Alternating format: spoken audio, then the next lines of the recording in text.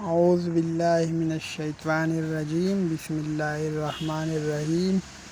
صحیح بخاری کی حدیث پاک ہے، نبی کریم صلی اللہ علیہ وآلہ وسلم نے فرمایا، جو اللہ اور اس کے رسول پر ایمان لایا، نماز قائم کی، رمضان کے روزے رکھے، تو اللہ پر حق ہے کہ اسے جنت میں داخل کرے، خواہ اس نے ہجرت کی ہو یا وہی مقیم رہا ہو جہاں اس کی پیدائش ہوئی تھی۔ صحابہ رضی اللہ تعالیٰ عنہ نے کہا، یا رسول اللہ صلی اللہ علیہ وآلہ وسلم، کیا ہم اس کی اطلاع لوگوں کو نہ دیں؟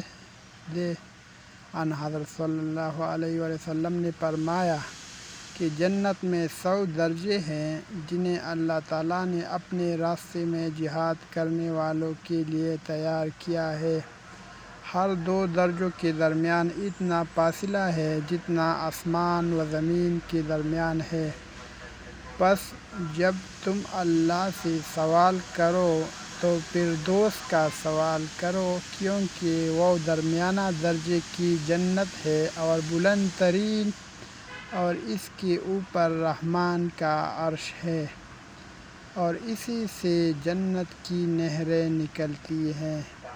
مزید اسلامک احادیث سننے کے لیے چینل کو سبسکرائب کریں۔ جزاک اللہ۔